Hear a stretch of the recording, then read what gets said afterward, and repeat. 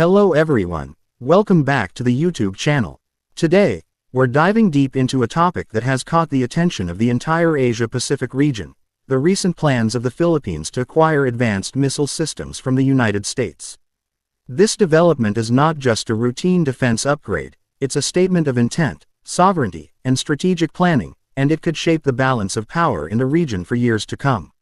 Over the past few months, there have been growing reports and official statements suggesting that the Philippines is seriously considering procuring the Typhon Mid-Range Capability System, a highly sophisticated missile launcher capable of defending territorial waters and airspace effectively. This system is designed to target threats at mid-range distances, making it a valuable asset for a country like the Philippines, which faces ongoing maritime disputes, particularly in the South China Sea. For decades, this part of the world has been a hotspot of tension, with overlapping claims, frequent naval encounters, and strategic maneuvers from major regional powers. In this context, the decision by Manila to look towards the U.S. for missile defense reflects a desire to strengthen its deterrence capabilities, ensure national security, and maintain a credible posture against potential aggression. The Philippine government has openly stated that these systems are aimed at safeguarding sovereignty and protecting its maritime boundaries. The defense minister has emphasized that the focus is on acquiring systems with mid-range capabilities, which can provide flexible, responsive, and layered defense. These are not aggressive tools of war, they are instruments of deterrence, designed to protect the nation in times of crisis. Moreover, the United States has historically conducted joint military exercises in the Philippines, often bringing missile batteries and other equipment for temporary deployments. The latest developments suggest a shift towards a more permanent arrangement, where these defense systems could remain in the country on a long-term basis, ensuring rapid response capabilities for Philippine forces while also reinforcing the long-standing security partnership between Manila and Washington. However, as with any major defense procurement, there are challenges and concerns that cannot be overlooked. The first and perhaps most vocal opposition comes from China. Beijing has repeatedly criticized the planned acquisition, arguing that it could trigger an arms race in the region. While these concerns are understandable, it's also true that the Philippines is not seeking an offensive capability that could threaten its neighbors. Rather, this is a defensive measure, a step towards ensuring that its forces are equipped to respond to incursions or threats to sovereignty. Another significant challenge is financial. High-end missile systems, such as the Typhon, require not only a considerable initial investment but also ongoing maintenance, training, and logistical support. For a developing nation like the Philippines, balancing these costs against other national priorities is no small feat. There are questions about budget allocation, cost efficiency, and long-term sustainability, all of which the government has to carefully consider. From a strategic point of view, however, the benefits of acquiring such systems could outweigh the costs.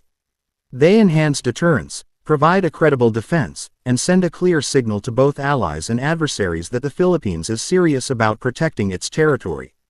Analysts also point out that mid-range missile systems like these are flexible. They can be deployed in various terrains, from coastal regions to inland military bases, and can integrate seamlessly with existing defense infrastructure. Based on credible sources and official statements, it is expected that if the acquisition proceeds smoothly, the Philippines could start receiving these missile systems around 2026. This timeline reflects the usual procurement, training, and deployment process for advanced military hardware, including negotiations, technical adjustments, and integration into the armed forces. By 2026, if everything goes according to plan, the Typhon Mid-Range Capability System could be a fully operational part of the Philippine defense strategy, providing both a shield and a statement of strategic independence. From a personal perspective, I see this development as a logical and necessary step for Manila. In today's complex geopolitical environment, having credible defense systems is not optional, it is essential. Countries in the Asia-Pacific are increasingly modernizing their military capabilities, and smaller nations must ensure they are not left vulnerable. This is not about aggression, it's about survival, preparedness, and deterrence. The Philippines' decision also reflects a broader trend of strengthening alliances and partnerships. Working closely with the U.S. allows the country to access advanced technology, training, and operational knowledge that might otherwise be out of reach. Such cooperation enhances not only defense capabilities but also strategic credibility on the international stage. It is important to note that these systems, while advanced, are part of a larger, layered defense strategy. They do not exist in isolation. The Philippines is simultaneously modernizing other branches of its armed forces, improving naval capabilities, strengthening air defense, and investing in intelligence and surveillance infrastructure. The missile systems are a critical piece of this puzzle, complementing other assets to create a coherent and robust national defense posture. For viewers who may be worried about escalation, it is essential to understand that the Philippines is taking a measured approach. The focus is on protection, not provocation. The missiles in question are designed for mid-range defensive purposes, and there is no indication that they are intended for offensive operations beyond territorial waters. The balance between deterrence and diplomacy is delicate, but Manila appears determined to manage it responsibly. In conclusion, the potential acquisition of the Typhon Mid-Range Capabilities System by the Philippines is a story of strategic foresight, national defense, and regional dynamics.